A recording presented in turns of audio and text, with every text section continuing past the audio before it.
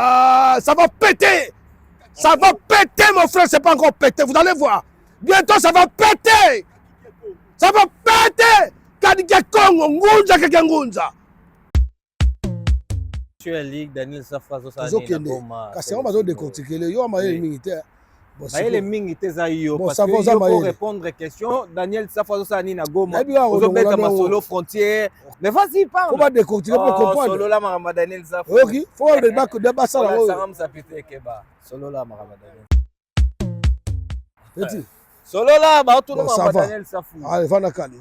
Va calme ndeyo lo ba ma. Petit to soit na raté. Keba na lo ba no. Le moment Daniel Safou c'est les îles. Les ambales sous aussi marabongo. Mais vous comprenez, vous avez battu, vous avez preuve, vous avez battu, vous avez battu constitutionnellement parlant. Attention que nous avons une guerre. Vous avez battu, vous avez 2 ans, vous avez battu, c'est la fin de votre régime. Merci beaucoup. Vouloir ou pas, nous, AFC Bar M23, nous allons arriver jusqu'à Kinshasa. Bon, rêvez bien. Bon, vous allez surpris. Battu, vous avez fini au AFC. Tala, makamba ouvira yango yo. Artiste et musicien engagé. Dans la question, est-ce que Europe peut cette différence? Est-ce que petite musique est la grande musique est là? Petite musique est la raté. Musique est la musique. Célébrité de mou des alans.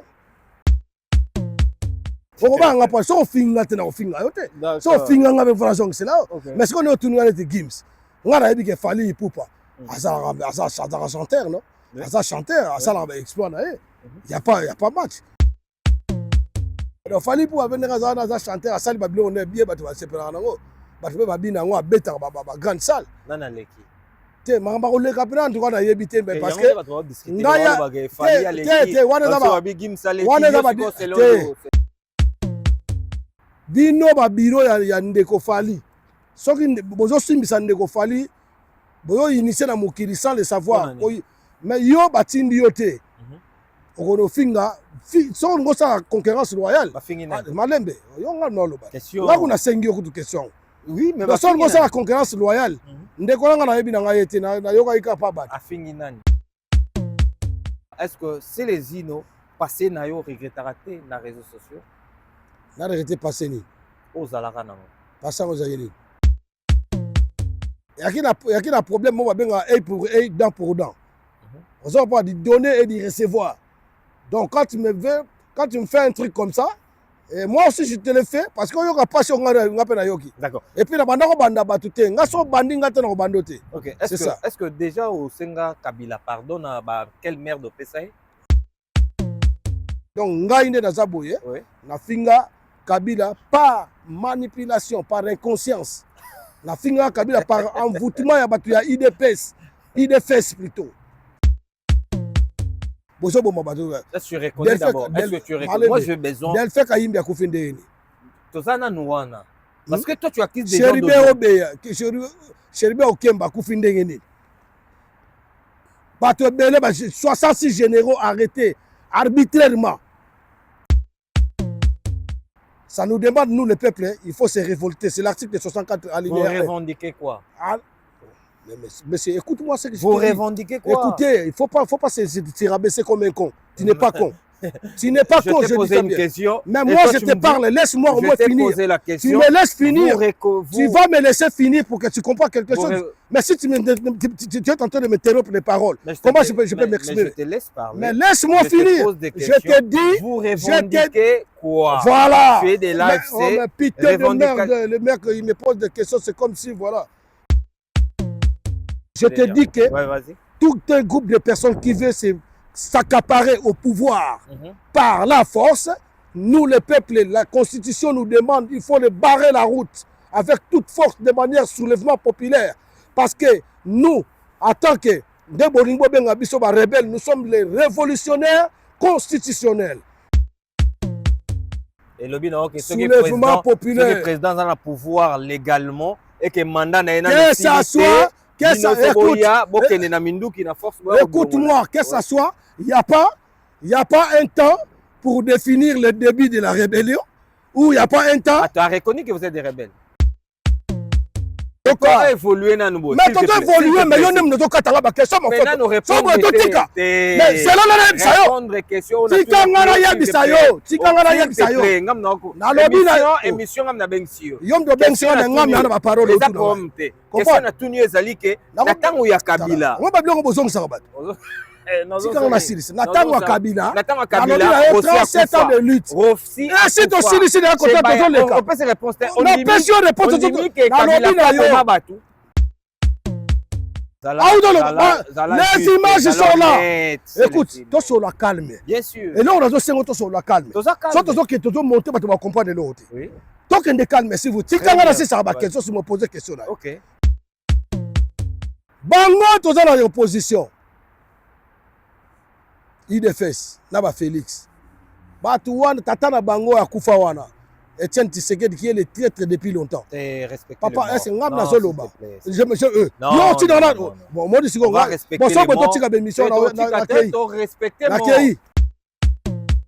Ça là vraiment c'est les gens à mané ko défendre le Congo. On doit défendre le Congo. On doit défendre. Ngana za IDPS.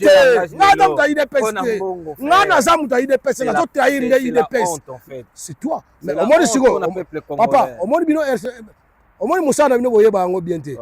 Au moins c'est la honte, c'est la honte. Pardon mon président Joseph Kabila Kabange moi na moka. Pardon. Na makamba tinda biso. On a mbongo parce que le logique aussi bambongo yo zo bénéficier yo mo peuple wana ba bénéficier nani. Félix il doit dégager, il doit partir. Kena ki sasa bango lo bakake soki nanga combien de temps na maluku to kende ko zoe biso moto ke tika na parler de mal. Ouais zolobam.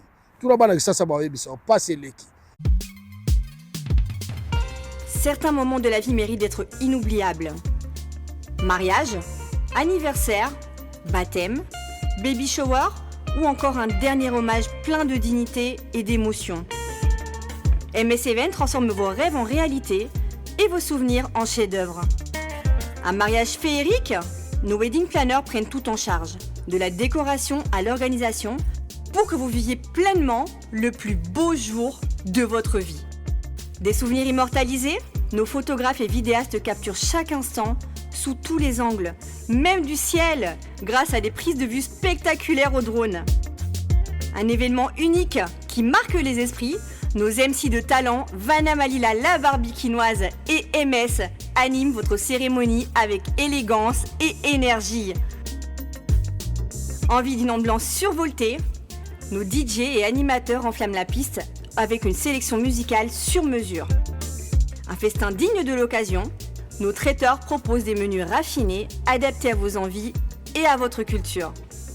Une décoration somptueuse, fleurs, mise en scène, art de la table, chaque détail est pensé pour sublimer votre événement. Besoin d'une mise en beauté parfaite, styliste, maquillage, coiffure, nos experts vous subliment pour briller sous les projecteurs. Ou encore un gâteau qui impressionne, nos pâtissiers réalisent des pièces montées et créations sur mesure pour éblouir vos invités. MS Event est à vos côtés pour organiser vos événements de A à Z, en France, en Belgique, en République démocratique du Congo. Votre événement, notre excellence. Contactez-nous dès aujourd'hui pour une expérience unique. MS Event, votre partenaire événementiel préféré. Bonjour, bonsoir fidèles internautes, c'est votre émission Carré Parfait avec votre humble serviteur, le E, le M, le S. Carré Parfait, émission socio-culturelle, et puis ça rabino ba information. Ya sur vous allez na MS Prod TV, chaîne YouTube, il y a qualité, il y a image, il y a propre, il y a son, il y a goût. Abonnez-vous massivement sur notre chaîne YouTube MS Prod TV. Pour commencer cette émission, je dis déjà saluter na multiboss, le boss de boss Adolphe Moteba. Chila Mouina na pese mbote pa ya Kolivila na Luanda mbote na yo, mbote na écriture Thierry saluté na yo, saluté na Jordan Yilou na États-Unis. Derrière la cam, l'international, le maestro by Ginosku. Surprise assistée aujourd'hui par Thierry Ekrita. Mesdames et demoiselles et messieurs, j'ai le réel plaisir de recevoir pour vous le mec d'ici, c'est les Zino, porte-parole des AFC Bar 23. Que j'ai saluté, j'ai dit déjà bonjour, bonsoir, Gino, mec d'ici. Bonjour. Bonjour MS. Comment tu vas? Ouais, ça va, bon Dieu. Ouais, ça va. Dieu te contrôle. Hein. Ah ouais. Dieu fait grâce, on est en train de vivre. Ah ouais. On est en train de combattre toujours ce qu'on a l'habitude. Ce qu'on a l'habitude, voilà. Ok. Ça se passe bien. Aujourd'hui, tu as un parce que tu as un et puis tu as les bosso, il y a Stade de France aujourd'hui, c'est vraiment exceptionnel. C'est les Zino, mec d'ici. On va commencer cette émission dans un posato zonga moi sima tozonga moi belé. C'est les Zino a commis lelo, aza porte-parole. Il y a un mouvement, il y a monene oyo, FC Bar 23. M23. Est-ce que c'est les Zino passé na yo regrettarate na réseaux sociaux? Na regretté passé ni. Ozalaka na. Passé ozayeli.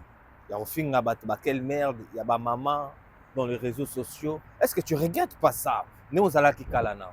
Na bien.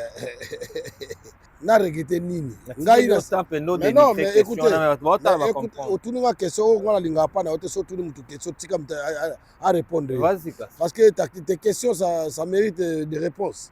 Comprends? Même tu es écrit à Zawara derrière la caméra, il faut que tu me laisses le temps, je vais bien m'exprimer. Ngai na regretté passer mon côté pendant na koufité. Nazaka toujours en vie. Comprends? Nous avons pas battre la ngazo pesa makasi. Après ça ngaba makasi ya kobunda bitumba ya mboka na biso oyo ponga na yaka kobundila ba via bato privé te na yaka koloba na yaka kobundila intérêt général, même pas ya famille na même pas ya ngai, il y a intérêt général des Congo et des Congolais et notre nation. Donc c'est ce que je vais vous dire que nazo na regeta passer mon côté parce que pona comme na moment oyo bo na no finga ba quelle mère quelle ni so muta finga ngai après naza mouton te après je suis pas mouton. Donc dans cela il faut revenir en question que il faut respecter l'opinion d'autrui. Donc quand il y a tes opinions na yo etali ngai te etali ga yo moko pour na nzambe te pour na changer ba vie au comme na opinion mosusu. Et puis tant yo d'accord na ngato boy ko respecter opinion na ngai soko ngo sala o sa net yo comme supérieur na ngai, alors moi je vais pas pratiquer ce qu'on appelle infériorité. Hein? Infériorité, il y a complexe d'infériorité. Je ne vais pas pratiquer ça. Directement, je dois m'attaquer à toi. Quand tu me cites, moi je te cite. Ndenga na moni passe, n'est pas moni passe. Na carrière on a na lo babongo donc na regretter le côté pour bateau ba finga nga pe na finga ba. Donc ça ngo finga nga na finga yo, mais pour l'instant en tant que na comprenant déjà que arme ya ba faible eza ko finga. D'ailleurs on a tikango. Le loso balobi na quelle merde on fait ça te? Na on peut ça en public maté. Et rose en a privé. Ouais, rose en a privé personne na yebi yo. So pe na yebi na ngai yo te ileki na. Po e kanga bana ngati. Ngala za kana opinion na ngai. E kanga bana ngati Rick. Comprends? AMS. E kanga bana ngati donc e rose que na ozong je en public maté parce que c'est pas digne. Aussi longtemps tandis que j'ai déjà compris que non l'arme des faibles, c'est l'insulte. Et donc, avant, quand tu insultais des gens, tu étais faible. Mais moi, je n'étais pas faible, c'est les faibles qui m'insultaient. Mais c'est pas tout. Raison. Mais Ezaki problème. Il y a un problème, moi, je vais œil pour œil, dent pour dent. On ne pas de donner et de recevoir. Donc, quand tu me fais un truc comme ça, et moi aussi je te le fais parce que yo ka passion nga yoki. D'accord. Et puis na banda ko banda batute nga so bandi nga te na ko bandote. OK. Est-ce que déjà au Senga Kabila pardonne ba quelle merde au PSA? Non, nga ko ta mon autorité ba grande autorité ko ta ba na buzo ba Mais tu l'avais fait avant. Écoutez monsieur, donc il faut pas combiner des choses. Quand on fait des trucs, il faut savoir respecter les grandes autorités des magistratures. Il faut savoir autoriser les gens qui ont vécu. Le président Joseph Kabila Kabang et moi, Mboka, batu mutu ba mvutaka biso c'est. Yo finga. Écoutez, yango na otuna yo. Otuna question. Donc ngai nde nazaboye. Na finga Kabila par manipulation, par inconscience. Na finga Kabila par envoûtement ya batu ya IDFS plutôt. Ozo ba kosa batu, ba kosa ka ngai te, ba kosa batu ebele. même Thierry et Critique Ndazana dit que Bakosai. Même yo peut-être so boy no ko parce que ça église au milieu du village. OK. Mais oyebi na ona na kati na yo. Comprendre? Donc ngai na kenape ko finga tenet na tel point on oyo comme na sala ngote. Mais na bande quand même ko ba siluga o bango ba na ko bimisa. Comprendre? OK. Donc ngai avec tous les respects c'est la senga pardon. Tu as demandé pas question na pardon puis la continuer à senga pardon parce que le vrai président on attend na yeto monaki bateau ya IDFS. Bazokanga bato n'importe na ba bomina mwana bato wewa mwana wewa pa doubla kaka a doubla kaka cortège ya général moko boy bakanga ye hein ba interpeller sans raison donc c'est une arrestation arbitraire au bango basalaki bazuye ba tient na cacho 7 mois muto wana bimi akokite akufi bon ya Rossi kasi oyo lela peut réclamer yango zaka pas cité na époque à Kabila voilà au moins siko biloko ngo siko photo lo bande yango au moins une époque il y a président Joseph Kabila Kabangi moi na mboka mobali ya maman Olive Olembe na pesa mbote place azali hein donc siko ba biloko bongo makambo Rossi Mukendi na ko cracher na mémoire yoko na ko cracher na mémoire na été c'est quelqu'un qui a asongisa molimo na epo na liberté na expression mboka oso comprendre donc na wana na kanti bomona ki président Kabila temda yaki aya beti Rossi Masasi abeti Rossi Masasi akufi eyaki batu ezaki bato yo bazalaki kosala na président Kabila na même na Félix écoutez vas-y OK basa na président Kabila na époque na régime na ye vous comprenez donc ezaka ba Rossi te ba Arma Tungulu bato ba nani ba Shebeya bato ba Thérèse Kapangala bazebele bakufi quand même pour na koluka au moins libérer peuple. Non, état de droit, qu'on libérer peuple, état de droit, va comprendre état de droit.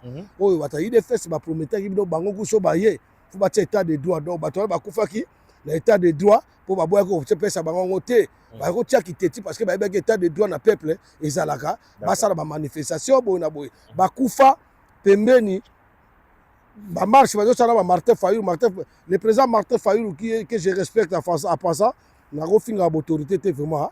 Mais net chilombo autorité pas na besoin de finga bango na lo bana ko finga te mais na reprocher bango na besoin de reprocher bango et puis ba reproche na ko continuer ça ba reproche moko très très lourde vous comprenez mais sikoyo Martin Fayulu pas vimbaka munene ba betaye azape martyr vivant comprendre ça martyr vivant mais le même Martin Fayulu a vimbaka ta basala ba marche ba tayi des fesses wana zalaka congolais.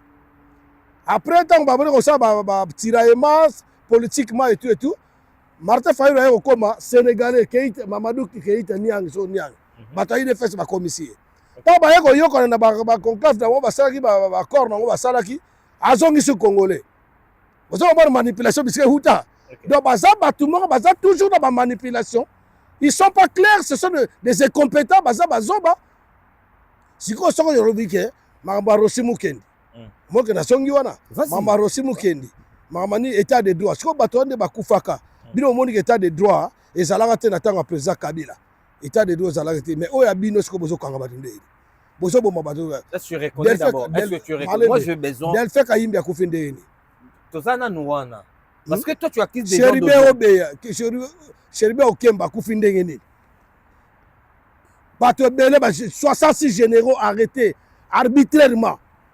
Kabila le faisait pire aussi. On est au Kanga Batou. Mais non, papa, à votre information, moi je crois que yo aura toujours vraiment la mamambo yebi. Oui. Vous aurez retour dans la mamambo parce que vous n'êtes pas beaucoup comme des journalistes qui posent au moins mamambo kanaï, nandera suambo kanaï. Au ça rappelle maman musique, maman musique, mais bon voilà. Mamambo c'est-à-dire yo kota c'est ko yebi mais au ça rappelle investigation. Ce qu'on a yebi so par là, faut yebaké. Na tango président Kabila na régime wana. Tant que vous voté biso, to finga président Kabila. Tant que vous manipulez. Envoûtement na manipulation. OK. Envoûtement na manipulation na songi. Na ki muyibi po bango bana ba spécialité belé bataille de fesses. Bataille de fesses bana spécialité ya encore c'est la nationalité. Donc bango ba sona ba Rwandais. So bango ba sona ba Rwandais, ba za ba Rwandais te. Bango tant ba kendaka attendre les mains, le président Paul Kagame que je respecte en passant. Moi, Félix Tshisekedi, je te tends la main, je te dis que je n'ai aucune attitude de te traiter belliqueusement. Wana za Rwanda te. Akotinda Tony Kankushiku akesenga pardon na Rwanda na Kigali. Aza Rwanda te. Ba nani ba Gisaro baza ba ministre lelo na gouvernement na ye. Mwasi na ye azaka ndako aza Rwandaise. Denis Nyankero bango baza ba Rwanda te. Mais nga sele zino na kitika na yokende Goma. Naketala ba konzi nga ba mon président na longoli chapeau mon président Corona Inanga les cordons Bertrand Bissimois les conseillers politiques en matière de l'AFC bar M23 Henri Magie il fait tout les grands magiciens le colonel Willingoma tant le général major Sultan Makenga le général Biamungu le général Serge le colonel Baudouin nazoki l'état là-bas on a l'état là-bas bongo ngala komi Rwanda bazoko sabino ba Rwanda non na question puis c'est une décortication. Vas-y. C'est pour vous dire bango basoro na ba Rwanda baza ba Rwanda te de biso kaka essentiel ka on kaka o sala ka navigation moko na Kigali pour leko kende mboka na yo okomi Rwanda. Vous comprenez? Donc pour vous dire que état de droit au banda okomisi na binoa biso soto comme na pouvoir état de droit 37 ans de lutte hein peuple d'abord yebisanga lelo Nicolas Kazadi tanga yebisaki binoke soki mbongo ya mboka eye to vanda ka to siéger to mifuti ba prime to mifuti ba salaire to kaboli yango mboka to tala ngo après. Est-ce que peuple d'abord yango? Est-ce que tu reconnais d'abord que non est-ce que peuple malembe nazokoma est-ce que peuple d'abord yango on a lobi bon le président Tshisekedi le président de la République démocratique de Kinshasa parce que Aza président de la République démocratique du Congo parce que Goma ils sont en Congo Bukavu ils na Congo et ba rebelle mutu bakangi yango eza problème ba rebelle wana bazana ba congolais même attends quand vous nous appelez les rebelles moi comme ça nga to za ba rebelle so bolingi to za lango mais biso to ba révolutionnaire constitutionnel. Quand on est les écoute-moi, nous sommes dans la Constitution parce que la Constitution nous dit un groupe de personnes qui veut brader ou bien se mettre au pouvoir par la force. Ça nous demande, nous, le peuple, il faut se révolter. C'est l'article 64 alinéa. Vous revendiquez quoi?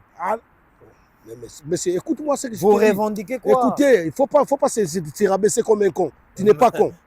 Tu n'es pas con, je t'ai posé une question. Mais moi, je te parle. Laisse-moi au moins finir. Tu me laisses finir.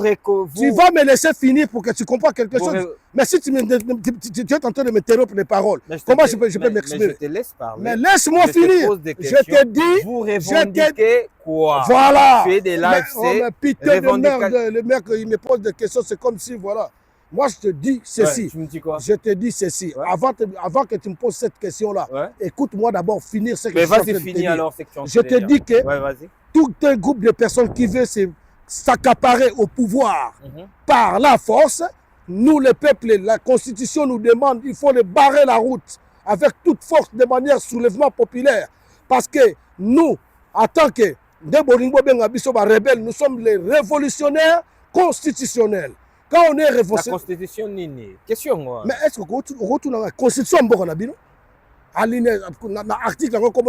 Article 64, alinéa 1.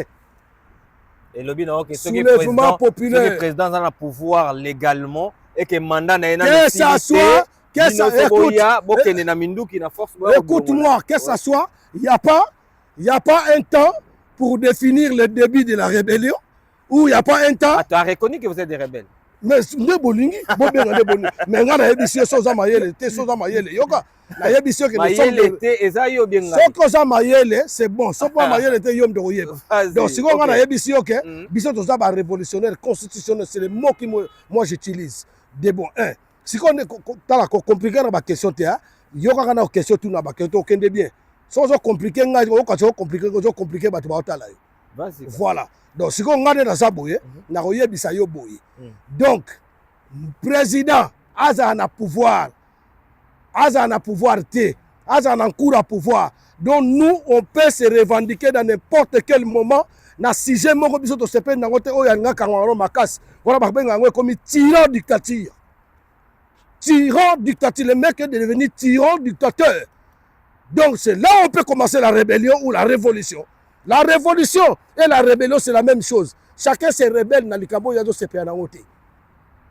Quand on nous dit que voilà, on va changer la constitution, vous allez changer la constitution par rapport à quoi? Est-ce qu'ils ont changé la constitution? Écoutez, vous allez changer la constitution par rapport à quoi?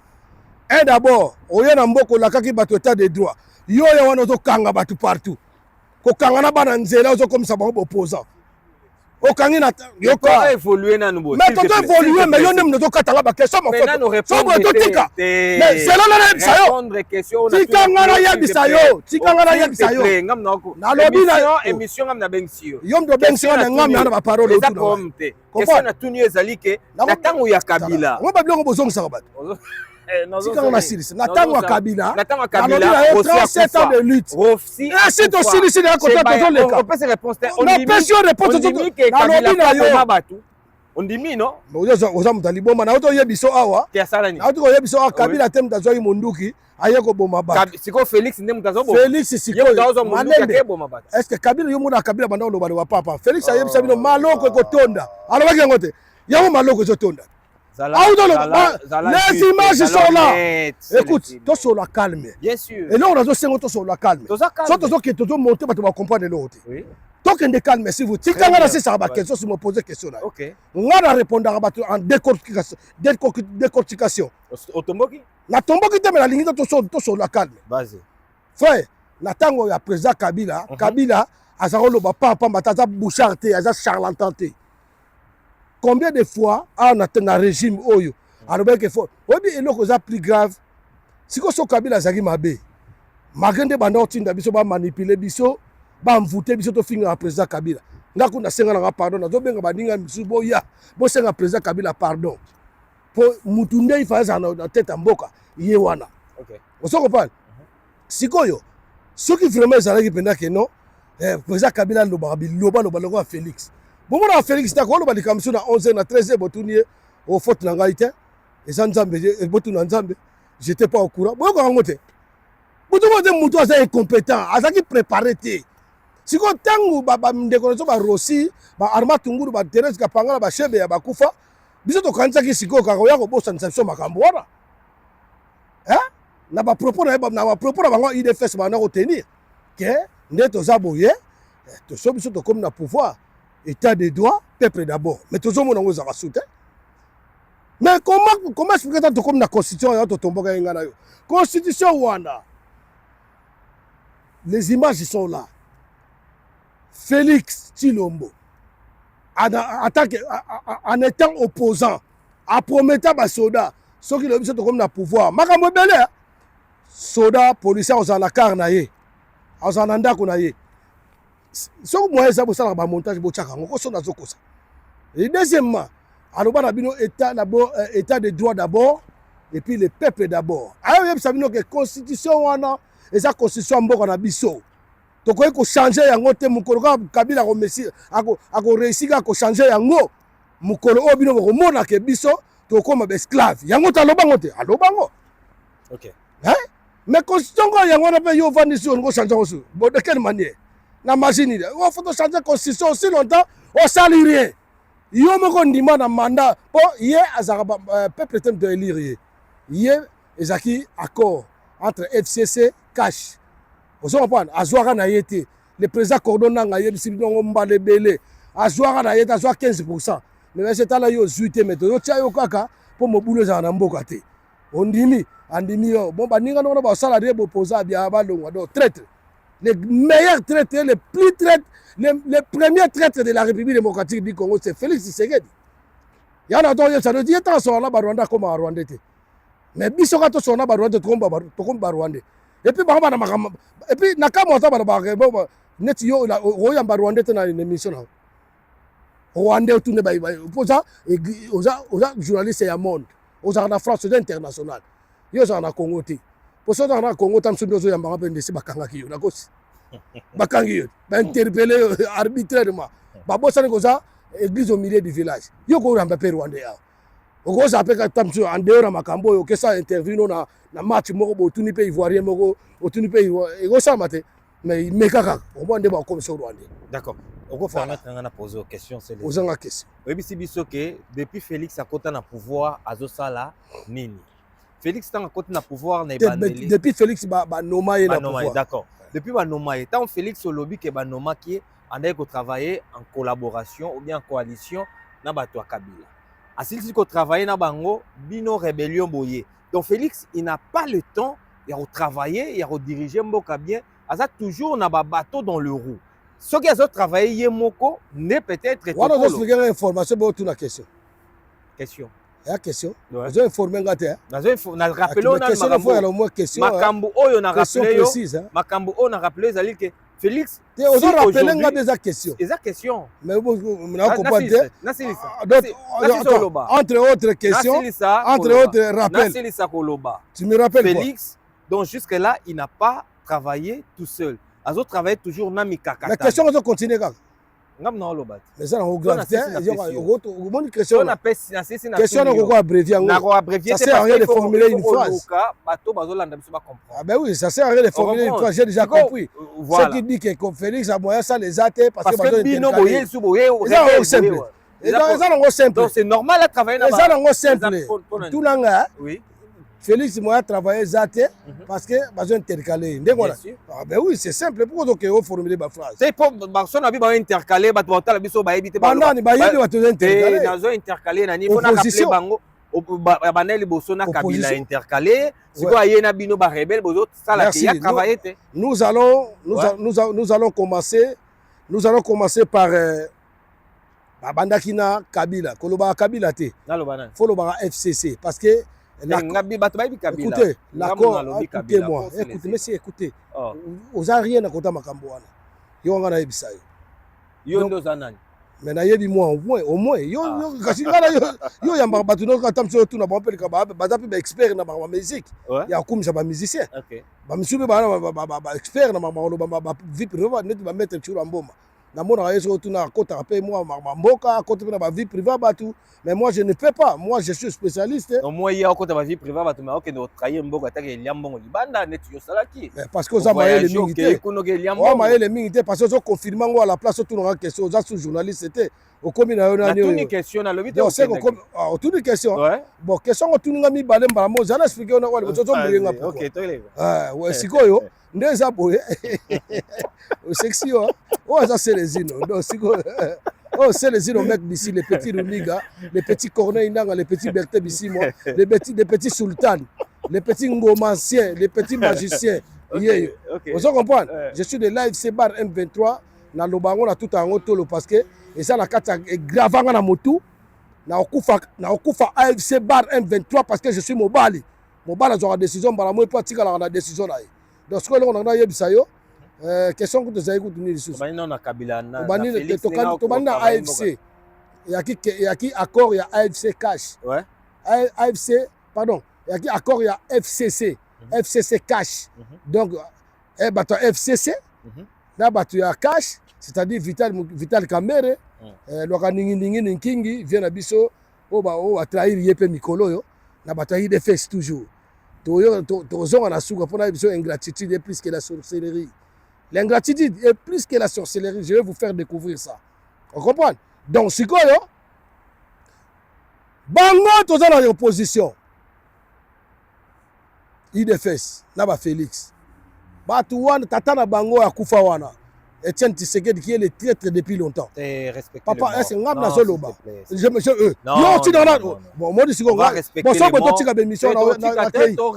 Na kei. Non, tika yo ofinga mutakufa. Mais ça va tirer. Et ça ngam na zoloba. Yo robenga. Mais ça taba bengi le mungu baklapo akufa ki. Oh. Taba benga le mungu baklapo. Non. Donc ngai na zakuna te. Alobi, l'Etienne Tshisekedi le traître, l'ancien traître o akufa. Paix à son âme, mon ami paix à son âme. Père son âme, Etienne Tshisekedi, abanda qui traite kala, yem d'akosila le président Joseph Kasavu Makambo, ou azakina ba origine chinois. Yé. Ba okosila papa Mobutu, le président légendaire maréchal Mobutu. Ba okosila Makambo yé, azalaki centrafricain. Ba lembi centrafricain ba comme si était togolais. Vous comprenez? Yé kaka bengi Lumumba Krapo. Etienne Tshisekedi yem daki ministre intérieur na tango bakanga Lumumba, yem da signer document yé. on bato ba moko na biso neti ba vie wana mais sikoyo na suka nango eza héritage wana eza ndeni héritage wana ezali ntango bozokosa bokokosa ekendaka ntina descendance na lokuta bino bolobi ke nani banda FCC cash ntango basigne baccord biso toyebaki ke bato babina père wana wa akufa Etienne Tshisekedi ye moko ava kufa lobi que partout où je passe il me demande moi Etienne Tshisekedi le garant de la nation de foutre ces petits Rwandais là rentrer chez lui au Rwanda. Wana nani le président Joseph Kabila Kabange mwana mboka, le docteur Honoris Kaouza, le docteur en sciences politiques, Raïs Vielangai, Raïs. Vous comprenez? Souci, hein? Souci pour na yo ngata. Bon, est-ce que na kota na mutu na? Là vraiment, c'est les soucis oyo bane ko défendre le Congo. On a défendre le Congo. Bon, on défendre. Ngana za IDPS. Ngana za IDPS. Ngana za muta IDPS na zo trahir les IDPS. C'est toi. Mais au moins siko. Papa, au moins bino au moins musana bino boyeba ngo bien te. Au moins nozolo c'est la honte, c'est la honte. C'est la honte. Ozo bataki Roberto Fimbura masoko lobby. Yo, ozoluka kana koloba makamusu wana TVT o yo za nango na zo mona yo. Tala kama mozoloba o makambo zoloba yo so. Mais eza trahison en fait. Soko zo zango na ndenga ya base. Soki mutu makambo oza muta ozoloba na. Écoutez, soni eza pona bino mutu bozokoka. O muta IDPS. Naza muta mutu. Bon, so za muta IDPS yo. Mutu wa Congo. Est-ce qu'en tant que journaliste je vais t'expliquer comme na ta question na otu na expliquer yo ko ngai. Ngana trahir Congo te. Parce que na personne na adage à liboso. Au moni ngai explication liboso pardon adage explication. Vas-y. Nga eloko liboso na bana yo naza congolais. De père et de mère. Na sali 31 ans na kenda akinité. Oso bana bimamo kana 31 ans na kenda akinité. Oso comprendre. Na zaki na idée que bateau yo malgré des nde bazuli pouvoir soki ba koki ko bosa nsabiso Kabila. Comprendre? Malgré ba makamu na ye banini soka koki ko bosa nsabiso Kabila. Eloko ya koki te yango wana. Biso to so akini to za peto sala na mboka na so misala to yekoli na libanda. Mais siko yo zo be yango honte, o be yango trahison. Donc ngai bato nyonso bakenda ba na AFC bar M23 bato nyonso to ngo ba bon ba trahir mboka bango nde baza bien bango nde ba trahir te ta bazo yiba mbongo peuple bazo détourner bazo violer braquage tonne na kini par insécurité ba biloko to le ka kini mabe mai ko tonda na mboka ba biloko na tu bango bazo trahir peuple te kaka biso to trahir peuple parce que to na kata révolution moko tout ça la révolution soulèvement populaire parce que révolution na obino o kansa eza eye pour biso AFC M23 tout ça la révolution moko boye eza révolution moko ezali next mde bobi rébellion tondimi yango tout ça ba rebelle nde bolobi ozo comprendre tout ça la ngona minduki parce que tolobi na monoko tolobi na ba dialogue to sale ba marche les Congolais combien de marches bosali yao combien de conférences de presse ba conclave bosali est-ce que vous avez une solution? Taba moni bozolo bana monoko loko zate ta pouvoir moko te longo na papier na bike zate. Le pouvoir ça s'arrache. Donc sengele to zo minduki, o mona bana to zo minduki to zo ya, to zo pusana. Ye bisangai. Ba to zo minduki to les lions de Sarambo na pesi bino mbote ba soda na ya ARC armée congolaise de la révolution la pesi bino mbote place bozali. Donc ba wakanja ba vient na kroko luozi ba diaspora pluriel, Petit Chomongo, président Rex Kazadi que je respecte, ba Edi Bolombo, ba Mireille Wankake, ba Ipo Waiza, ba Papa Camille, ba Maman Charlène Bouchiri, ba Maman Monique, ba Maman Lagoma Tracier, hein? Ba Maman Révolutionnaire, ba Zulu, ba Ngotu, Amisi, ba Maman Fifi, tous les Congolais là ngolo ba komika ba papa Totikako, ba toi ba yebani baza ba talukuta ba tayi des fesses. Bato bazaka na ba raison moko il fallait basala ba bongisa mboka po peuple se fela betre ba maboko yo kanisi peuple on a za na ngana to ba peuple congolais so pena lelo Félix ayaki bato ba amena bango déjà bien moi petit ba création ba créer moi ba emploi création d'emploi et moi mike moi mboka bongi ata ya danger te ezo ya moke bato ba survivre makova na ta 100 ans donc occuper azate tant monde bato ba revendiquer c'est-à-dire ça ne marche pas. Hier, moi, quand on a première nomination, parce que ça a mandaté. On dit, oui, en tout cas, on a ça l'échec. Yo, ça l'échec. Après, vous triquez, l'élection chaotique, au milieu de 73%. Vous avez une machine à voter, tu vas battre. na mboka ni bomona élection salamaka 7 jours mais élection na ba France tozalaka et ça mara jour mo na poko bimi makambo sili na ba États-Unis to mona ngo na ba pays musa ba Afrique to mona ngo mon frère tout se dévoile ba face te faut la vérité donc intercal wana yo zolo bato bandai na wana FCC cash bango ba yebake biso to benga na bato bango ne fo ba le na mboka ba za ba Rwanda mais wa ko ndima corps na bango pone c'est qui les traite donc ta ba pesa ko pouvoir ba za ki ba Rwanda te mais tant yo yini bango on va barker bango face o ba benga l'ingratitude et puisque la sorcellerie ingratitude yo ngo sala yo ndimaki oye bobo ba zo yebisa biso pe bon signer pe o do signer par non le président Kabila il faut plus le traiter comme adversaire politique. C'est notre frère. Il a parlé, il a fait, il est sérieux. Il a vu, si on peut s'abandonner, après si biso pouvoir. On a Augustin Kabouya Lobango. On a peut-être aussi. Hein, papa? Et non, on a. Tantôt, deuxième chose. Bazo intercalé na biso ba rebelle. Biso ba rebelle, bazo intercalé. Oui. Combien de fois biso ba rebelle? Biso le président, biso AFC bar M23. Combien de fois tu as dialogue?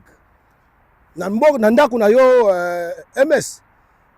Oza tata, oza mama, pardon, oza tata, mama zali bana bazali.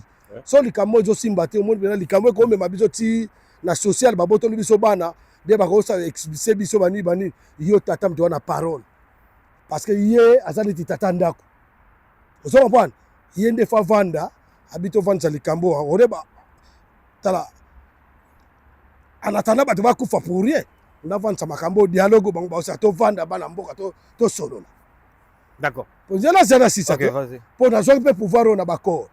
Peuple tem da voter inga to bafouaki na trahir le peuple. Yem da trahir le Congo na peuple. Premier traître yé. Vous en voyez. Yo ba bengo ba dialogue non, je vais pas parler avec les panthères. Je vais parler avec dans l'avantage. Parler dans pays voisin agresseur na biso mukondi na bango le président Paul Kagame non yete okuta aneka na lola à partir à Goma na koki ko kimisa ye akoti ndako na ye akoti samba kimi ndako na ye babilo mwande ngwana mais oza président un président ne parle pas beaucoup il faut être comme Kabila comme le président Nanga ça la capacité wana kolobara trop il faut prendre des décisions à la place. Baso bundi sabiso kokolela partout angaye tala baso na munoko totia na koloko sona ba pante totia ongai baso bundi sabiso siko linga na ya bundi na yo. D'accord. Tia komi na tango ke akeko teka ba minere pa ya président Donald Trump potinda baso ba ya kote na biso bunda yo moko yebisa bana guerre ezali bana biso FC bar M23 to zoka ba ville. Il y a une ville ni FRDC bazu. Exact. D'accord. C'est les inos. S'il te plaît. Donc expliquez-nous ça. Nous posons des questions. Oui. Question li boso eli nanga azwa a créer rébellion na but nini. Deuxième question eli Daniel Safou état de santé ne zandenge nini parce que tout est comment tu Daniel Safou na Kinshasa mais subitement tout monier na Goma. Yo ko tozaka na waka information Daniel Safou ka yemoko. Daniel Safou ayaki na Goma na pona mbongo bopesa ki bromo corrompre bat na Kinshasa avec ya mbongo ba ya tikuna na bandi na on a but ya nanga c'est la rébellion parce que bat ba yebi pourquoi nanga ça la rébellion. Bon pardon ndeko ouais nakanisi yo il faut landa mingi interview nyonso ya politique. Surtout ma conférence de presse. Non, tu ne vas pas m'apprendre. Non, n'apprendre yoté. Ben ouais. Hein? Na question idée. On a journaliste d'investigation. Et on m'a bête ça bien. Mais n'a pas dit qu'on répondait. Vas-y. Mais nous on interroger un point. OK. Pour yo nous avons des idées presse. Bon voilà tous les cas. Bon siko yo. Ya on a dit il faut tala ba mission. Poni, amoni, yo za na église au milieu du village. Faut tala des deux côtés. Du côté de la République démocratique de Kinshasa, il faut rappeler, du côté, il y a des zones libérées par nous, par le président Nanga et les ARC. Donc, Kolobate, mais la paiement, supporter Ngai. Alors, si quoi? Ville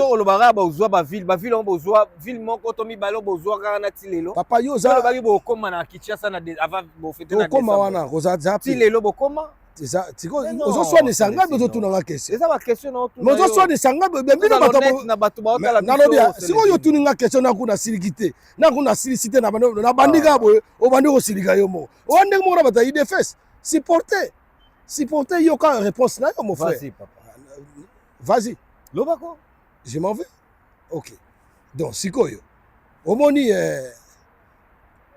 sikoyo nanga yebiso fo salaka d'investigation yo oyebisanga eloko te yo répondre na question na tuni yo oyebisanga nini na répondre wasi kasi o répondre question na tuni yo réponse ezalaka yo tout loba nanga te parce que ba question na tuni yo na yebi ba réponse nango ndeko na ngai ouais ndeko na ngai Marc le prince le cordon prince Bedi le protocole du chef prince Bedi bon yo ko ezabo nanga sala rébellion pour ane question ngo nazali yo ndem de mais yo ndem de linga te na kende tana bana to na tuna ki yo na bandi tango zo répondre mais yo kana bon moneti yo no zabo oh yo moni yo ndeko zabo fozalaka investigation otalaka de deux côtés nalo ba pourquoi nanga sala conférence rébellion de presse nako boyo yebi nanga yo nanga camarade na isi bomona na oh ebo nanga ngana camarade na eza problème te na olobisa ko lobango bien oh papa loba makam na yo mo musana na ki journaliste osuka karate onyati yo osuka na osela oh yo sukisa ngai oh kana ngam na yo sukisa ngai c'est lobisa yo fo loba yo loba biloko no loba yo to finga kabila mais lelo pardon ebongo siko mais to aller na un problème osenga no pardon yo finga kabila ku osenga otinde ba quel maire ta na bandelango pardon mon président Joseph Kabila Kabange mwana mboka pardon na makambo batinda biso pona mbongo parce que lolo jeep aussi ba mbongo yo zo bénéficier yo mo peuple wana ba bénéficier nani tu bénéficies tout seul siko ngane na zabo nga ba bisaki yo naza censé na comme na place Tshisekedi pona bongisa ba institution et bando bongisa peuple bongo kuna siko ke bongisa nini kuna kika mbe intérêt na bon côté to la base côté na to zala futo mbongo côté wana to zala wana oui côté to zala ezaka banyama mbaza kuna eza banani na mboka wana eza wana ba grande ville wana kwa ba Goma batoto ya Goma Bukavu mais bakanga ngo pona ba intérêt na bango pona ba bien na bango siko tuninga question siko yo tentel rola yo nazo ngana yebisa nga tento bien yo ndoza tente na bosa ozano tentete bon tout n'importe quoi comprendre tu dois tentel rola yo siko bon siko omoni omoi nga na maboko na ngai ya pembe nga pe ya pembe bo maboko na ngomona maboko na ngai eza na corruption te maboko na ngai eza na eloko te ya za tente bo comprendre bato baza manipuler boule sans esprit boule ya moke ye bato bon sikoyo ngai na loba no bon siko to sa réponse vas-y wada wapre réponse na ya passe bon sikoyo omoni cause liboso jana za no calme cause liboso avec tous les respects nazo pesa na bakondi na ngai ya AFC M23 le président Cordon Nanga le président de tous les Congolais sauf cause à la Taliban ou bien aux inconscients aux ne yo lingi mais la président ba Congolais tout lelo sur 100% 99,5 et demi hein bazala besoin changement Félix il doit dégager il doit partir kena ki sasa bango lo bakake soki nanga combien de temps na baluku tokende kozwa biso moto ketinga na parler de mal wa ezoloba tuna bana kisasa ba biso passe leki alors sikoyo ndenge zabo ya liboso soko signer accord na mutu oyo atiaki vie na ye a danger le président congolais nanga salobaki yango na conférence de presse na ye alobi bomoni makambo biso tosali après ça senga pe pardon alobaki yo zuite topesi yo kaka mpo bakobanini na ndenge makambo yango totemporize kaka makambo ya mboka mpo ezala kimia bapesi yo pacifiquement sala bamanda na yo esili alapres okei botikala bien nde boyokani yo ngai nde naza boye na signé mpo nazali président ya seni napesi yo parce que balobi nde mibeko osami na mokili bapesa yo ozo comprendre ngai alors moto bongo atie vie na ye en risque le président Corneille Nanga atie vie na ye en risque mpo atie yo ozwaki te mpo nano otikala mpe kozwa tozwa te otomona bafilme ezali ozokende obondela tomoni ovandi président Nanga otalukako yo ozobondela okomprendre alors mutu wana ntango nga biso mutu asali ngai nauti na kipauvreté naye kokóma nde batie nga nde wana mutu atie nga so ya yo ms yo mutu otie nga na korespecte yo a fond na korespecte na kobatela yo mpo yo mutu otie ngai ozokomprendre mutu na ngai yango nayebisaki yo likambo moko yaki nalobi que l'ingratitude est plus que la sorcellerie. Vous comprenez? Ingratitude à bongo. Malgré quoi que ça soit, il faut arriver dans la situation. Il faut battre le président Nanga. Le président Nanga, Azaki Moutombongo, Azaki millionnaire, Azaki déjà, alors ça, dans l'institution, il y a un Seni. Aki na salaire, Azaki président Seni. Il y a une sécurité. Mais il y a une sécurité, malgré les peuples d'abord, état de droit, on ne fait comme à la norme. Mais beaucoup mieux, de famille na bango. Il y a un népotisme. Il y a un séparatisme, il y a un tribalisme. Pouvoir na biso baluba, biso bidino bekolo mzuto ko ni atabio lokwa bakayasa. Baloba yango, babandi na nini, babandi na institution. Ya liboso du président nanga longoli. OK, président nanga tanga salaki makambo wana atiaki ye président. Oh, ça senga déjà pardon pas le peuple. Alors que yé biso to tchaki monstre, to fabriquer qui monstre, biso to so détruire monstre. Alors bango déjà, il faut tout comprendre. Vous comprenez MS. À la presse koyo et salini. Et ça que président nanga lobi que non. Ndé na saki bo ba américain ba sanction monde ye, ba sanctionner ye. Vous comprenez? Ba sanctionner ba botolier ba carré minière ou azaki nango déjà. Avant Tshisekedi. Azaki na ba carré minière na avant Tshisekedi kuta yebi yango te. Et wa Tshisekedi oteka ba pizza na Belgique. Et on a to beta chèque na ba Saint-Denis. Abeta chèque na ba Anvers, ba Liège, ba Bruxelles. Awara yebi kutu makama politique te na tata na ba otanga zo boya za la politicien. Yebi yango te. Mais hier, on a besoin de pour et là on est au sabon. Bango là on va aller na pouvoir pour s'enrichir. Ba détourner bon contribuer au peuple congolais. Vous comprenez? Attends bango baye. Et là on a besoin ça tant ba américain ba kangi ba carré minière ya président Corneille Nanga. Après président Corneille Nanga ba ko zongi sela yango. Ba zongi sango na ndenge ya l'état pour ya zongi sela ye. Ndenge zalaki pour ya asenga pa na ya biom do président ngam na tchako na risquaki. Comprendre? Si yo pina d'après yo MS au salinga travail yo satisfaire ngai. De quelle manière na koya ozong silo likamo monnaie de singe. Et ça l'a raté politiquement parlant. Donc OK. Voilà. Donc président Nanga Oyabino yé a réclamé combien revendiquer kaka ba carré mini. Non. A revendiquer yango te na pression exemple. On est ça et le liboso. OK. La deuxièmement, malembe. Donc ce qui wana te. OK. Président Nanga tango ba zongse ba carré minière na yé a confisquer yango. OK. Yé a confisquer en tant que confisquer yango, président Nanga il y a pas de problème. Ngwana nga tuna président Corneille Nanga. Président lobi nanga que non Serge, ndenge za boye. Et ça le problème il y a. Et ça problème il y a sur ça pour na carré minière de toujours revendiquer. En tout cas au kuna zaki na ko zaki moké. Na ba zone toujours contrôler c'est belé. Na ko tika na rappel national ba carré minière tout. Mais na toujours ezalinde to moni peuple azo souffrir. Muto bango ba tchaka na place. Et compétence na ye eleki. Il fallait pas lui à la place. Toujours revendiquer souveraineté d'un peuple. Okay. Toujours revendiquer ba valeur ya mboka. Toujours revendiquer mauvaise gouvernance. Toujours revendiquer escroquerie na détournement. Faut balongo na mboka. OK. C'est ça. La deuxième question il y a Daniel Merci. Safou. Deuxième question il y a Daniel Safou. Avec tout le respect, je salue l'honorable Daniel Safou. Ngunza kaka ngunza. Ngunza. Ça va péter. Ça va péter, mon frère, c'est pas encore pété. Vous allez voir. Bientôt, ça va péter. Ça va péter. Kadika Congo, ngunza kaka ngunza. Vous comprenez? Camarade honorable Daniel Safou, j'ai parlé avec lui, nakobenge pe sikoyo. Olinga benga Benga. Ba okanga pa mumone John Kabamba bakangie pona makambo yo. Osolo wapena ye? Benga ye. Osolo wapena ye? Vas-y. Honorable Daniel Safou, oyebi MS dictature les ekomi na mboka wana eleki kuna tango Mobutu alaki. OK. Donc les gens de l'IDPS ce sont des gens qui commencent à comprendre la plupart des bazawana bayebi ke woni biso na mouvement na biso AFC bar M23 toza ba tribaliste te. Nous considérons tout le monde, tous les ethnies, que ce soit des Kasaï, de l'Équateur, que ce soit de Katanga, Sud Kivu, Nord Kivu, Congo central, Bandundu, nous sommes tous les Congolais. OK. Et le Congo est pour tout le monde. Bateau, au moins, Sud Kivu, Nord Kivu. Nous avons des frontières avec les pays qui sont à l'est.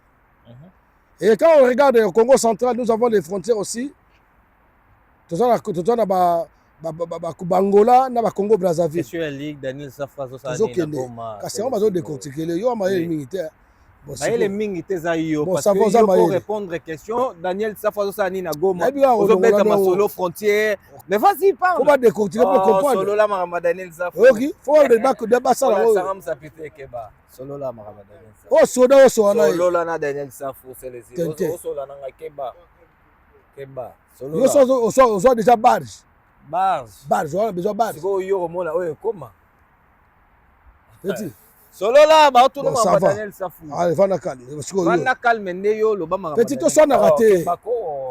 Keba na lo ba no. Lo ba ma Daniel Safou c'est les îles. Eza mbala suko simba bongo. Amba nini? Simbio lisusu. Bon, sikoyo.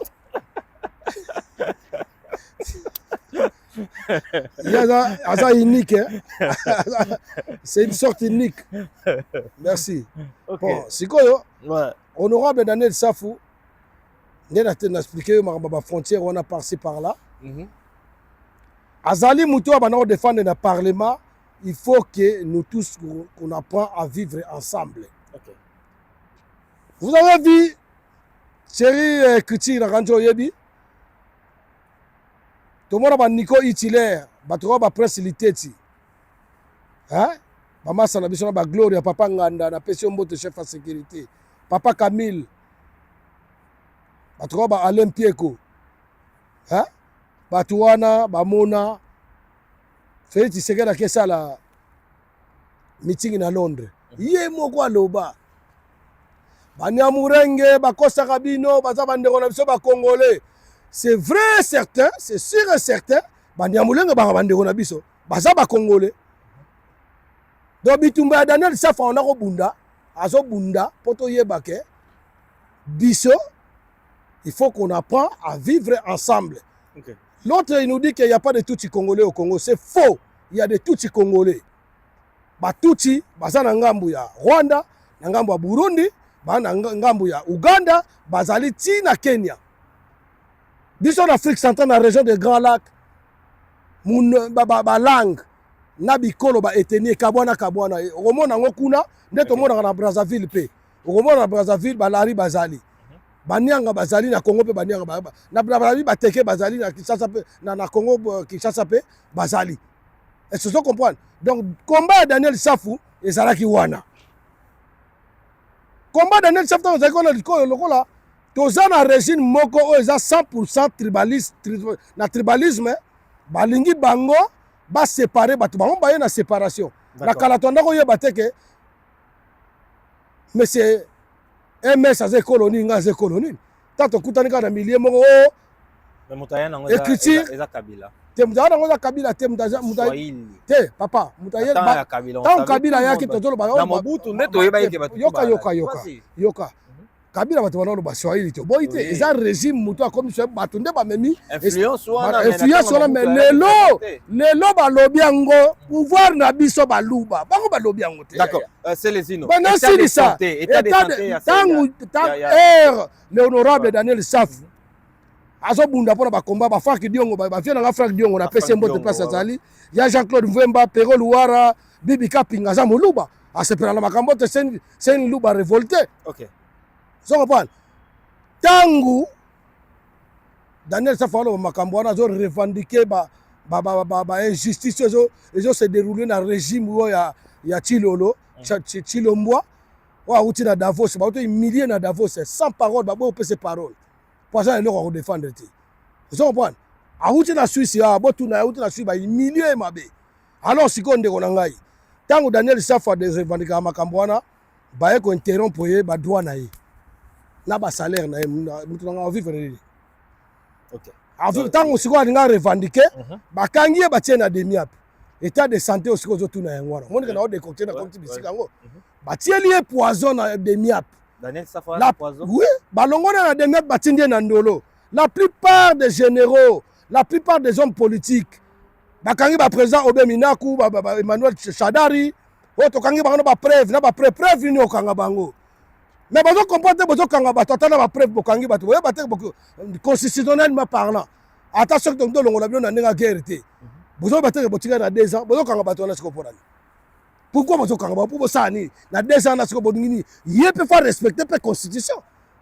Donc des mandats constitutionnellement non renouvelables. Bango.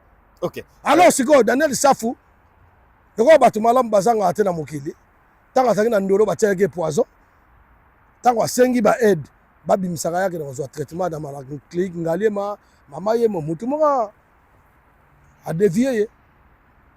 Ndeka le président l'honorable son excellence Matata Ponyo Salaki ndepe te monaki ndeko na zo tambo mamasaki lelo soko yebita votre formation bakangi sur Jeannette Mabunda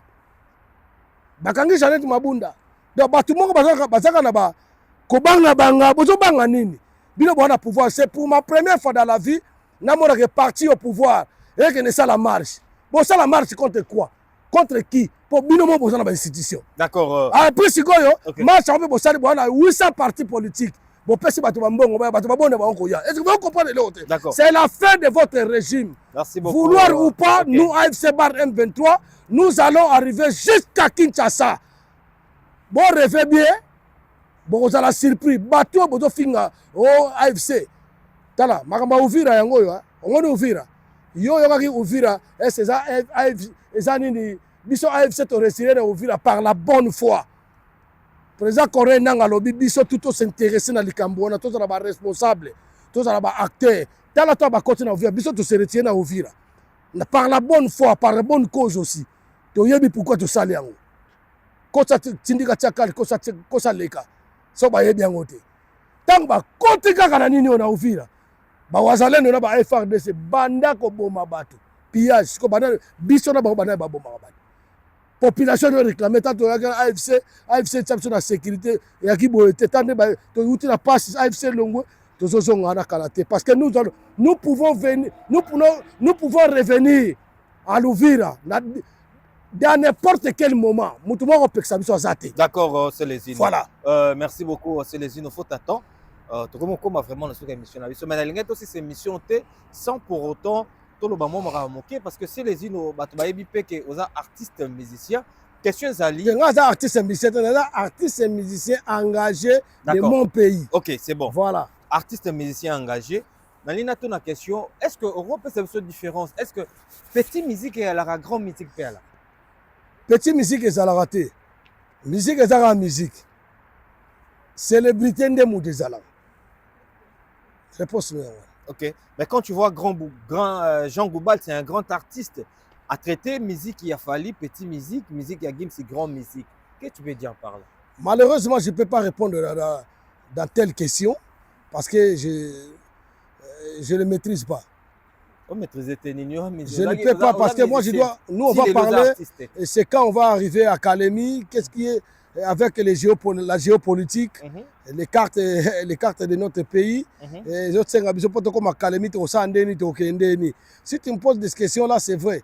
Mais Jacques Goubal, moi je le connais à travers la télé, je ne le connais pas personnellement. Hein? Comme toi, on se connaît. C'est un artiste. Oui, je le connais. Je le connais comme ça. Je le connais comme ça. Je n'ai rien contre lui. Je n'ai rien contre lui. Bon, voilà ce que je vais te dire. En tout cas, je le maîtrise pas. C'est lui qui maîtrise ça. Il y a une grande musique. Opposez la question. Opposez la question. Musique, il y a musique, il y a tout est musique. Mais la différence, c'est la célébrité. Si on avait la musique, il faut chanter. Il y a un succès. Oui. Vous comprenez? Si on avait la musique, mais il y a un succès grave. Vous comprenez? Si on avait un musicien. Mais quand on a un musicien, à sa grand chanteur, Azozanga, célébrité. Netingana, ça peut moi album, ça a un succès. Et t'es camarades, et on a 2 personnes, 30 personnes. Il y a 30 personnes qui sont pour faire. Comprends? Donc, ça, c'est qui m'a dit que bon ami critiqué.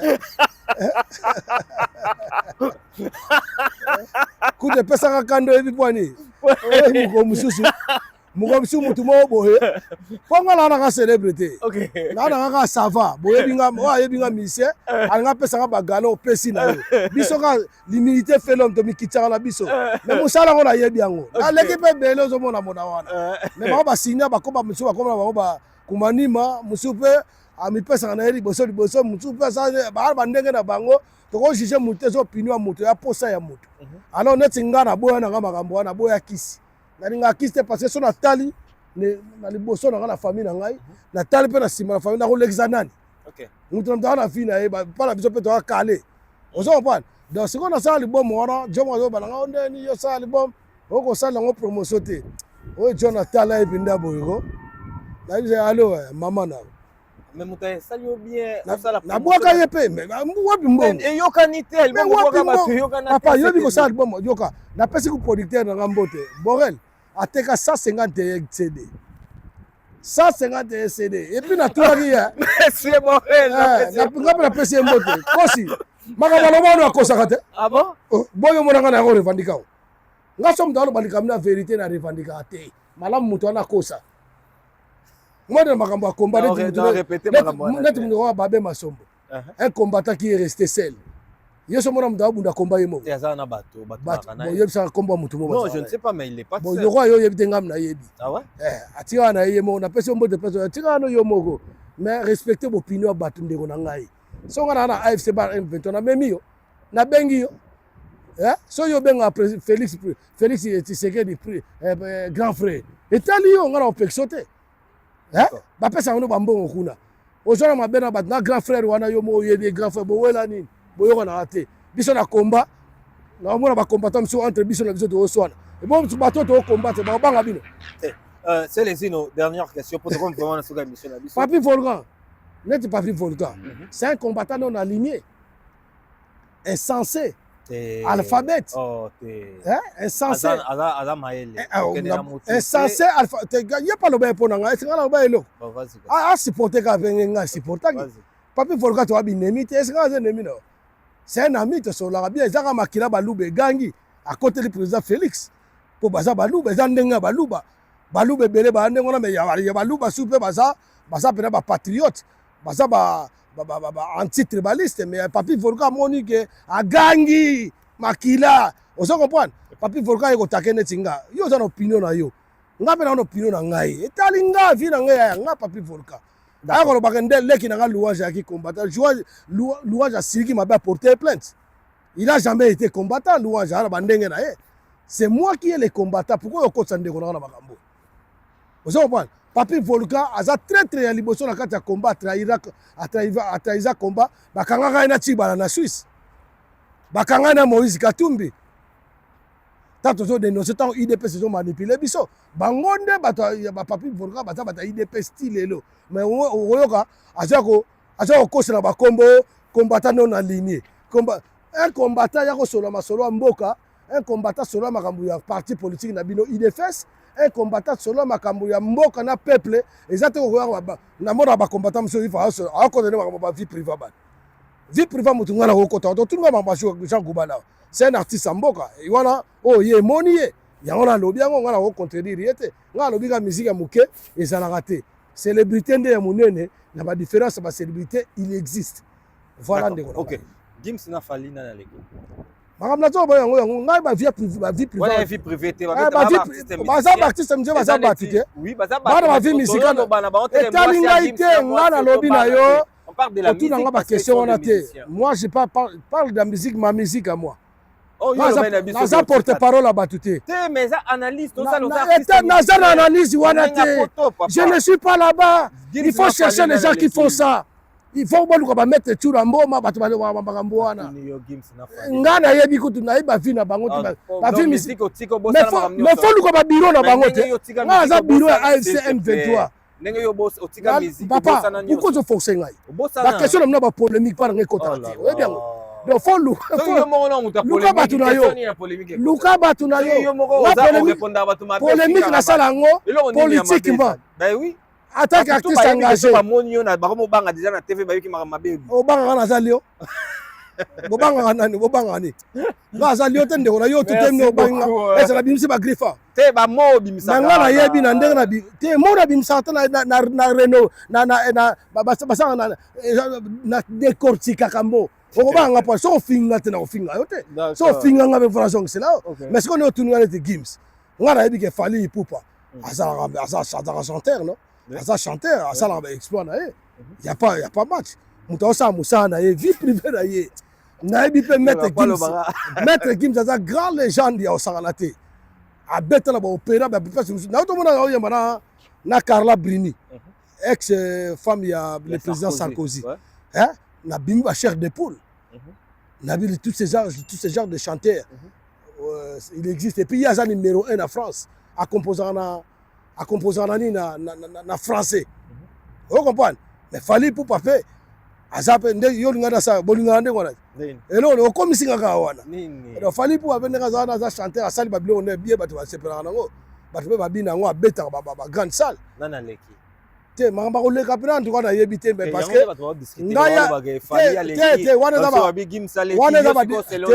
mo ba artiste batu ero na minute tam su ba solo na bango bisonde ba fa tala batu nde baza ba lâche parce que il y a faut te comprendre dans ma série mon to on a mukili ne ba ko zote ba jui fille mo na rotanga kombo te ba comparer na MS.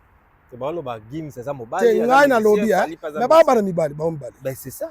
Ba mibali te. Baza mibali. Comme musique na otuna. Ba tukana siko yona yebiso ngai za biro na ba depuis ma musique wana na yo ka ngo to moi je suis un artiste engagé. Non yo na yo ngana kenda ba fête te na koza na fête ne na beta na DJ. Mais na yebi yo yebi wa mana uto yebiso net musique ya Gims. So cha on a fête. Na fête na biso ba congolais. Ba congolais tellement balinga ba kwanga na ba Thompson Batumba ba Quiz ba Mapeka o ba mera ba Heineken na bango ba o yebiso o cha musique ni na musique ya Gims. Mais chaka amade amour sans o comprendre. Donc mutu na mdana ndenge na yepo so mais Gims nde siko a composé en français. Comprendre? C'est un grand légende. Yo siko zo mona koza muta fali. Non, nga za muta mutute. Nga siko na yebi Gims. Na yebi Gims en tant que petit frère na Gandhi. Na yebi pe fali en tant que massa na ngai Timba Ipupa, Fali Ipupa.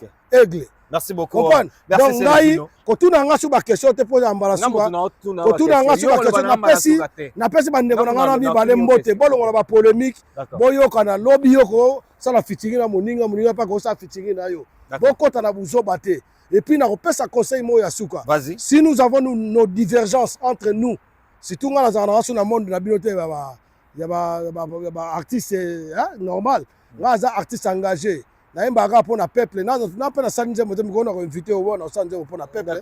Alors sikoyo na kopesa déjà conseil. Nos parents bazana ba divergence na bisoté. Bino ba biro ya ndeko fali. Soki bozo simbisa ndeko fali boyo initier na mokili sans le savoir. Mais yo batindi yo te. Okono finga so ngo sa concurrence royale. Malembe yo nga no loba. Là kuna sengi yo kutu question. Oui, mais parce que ça la concurrence loyale. Ndeko nga na yebi na nga yete na yoka ika pa ba. Afingi nani? Alobi azo finga papa na maître Gims. Voilà. Asa grand prêtre Viona. Viona Malembe. Viona en tout cas avec tout le respect que je lui dois, na sengi pardon. Na place ndeko wana bolimbi s'appelle ndeko wana mais ba fingi nini bolimbi sa ndeko wana pardon ba fingi nini bolimbi sa ndeko wana pa yebi nete afingi nini bon yo ya journaliste faut yeba mama fingi OK yo loba ka bo ngana yo kika na lobi na yo loko yebite afingi ete so afingi ete c'est bon mais boye bande boyebeli donc ngana AFC Bar M23 viva. Merci beaucoup AFC Bar M23 viva. UDPS dégage, UDPS dégage, UDPS dégage. Félix Merci beaucoup. Viva le président Congolais Nyanga. Viva AFC Bar M23. Certains moments de la vie méritent d'être inoubliables. Mariage, anniversaire, baptême, baby shower ou encore un dernier hommage plein de dignité et d'émotion. MS Event transforme vos rêves en réalité et vos souvenirs en chefs-d'œuvre. Un mariage féerique? Nos wedding planners prennent tout en charge, de la décoration à l'organisation, pour que vous viviez pleinement le plus beau jour de votre vie. Des souvenirs immortalisés? Nos photographes et vidéastes capturent chaque instant, sous tous les angles, même du ciel, grâce à des prises de vue spectaculaires au drone. Un événement unique qui marque les esprits, Nos MC de talent, Vanna Malila la barbikinoise et MS animent votre cérémonie avec élégance et énergie. Envie d'une ambiance survoltée? Nos DJ et animateurs enflamment la piste avec une sélection musicale sur mesure. Un festin digne de l'occasion, nos traiteurs proposent des menus raffinés, adaptés à vos envies et à votre culture. Une décoration somptueuse? Fleurs, mise en scène, art de la table, chaque détail est pensé pour sublimer votre événement. Besoin d'une mise en beauté parfaite? Styliste, maquillage, coiffure, nos experts vous subliment pour briller sous les projecteurs. Ou encore un gâteau qui impressionne? Nos pâtissiers réalisent des pièces montées et créations sur mesure pour éblouir vos invités. MS Event est à vos côtés pour organiser vos événements de A à Z, en France, en Belgique, en République démocratique du Congo. Votre événement? Notre excellence. Contactez-nous dès aujourd'hui pour une expérience unique. MS Event, votre partenaire événementiel préféré.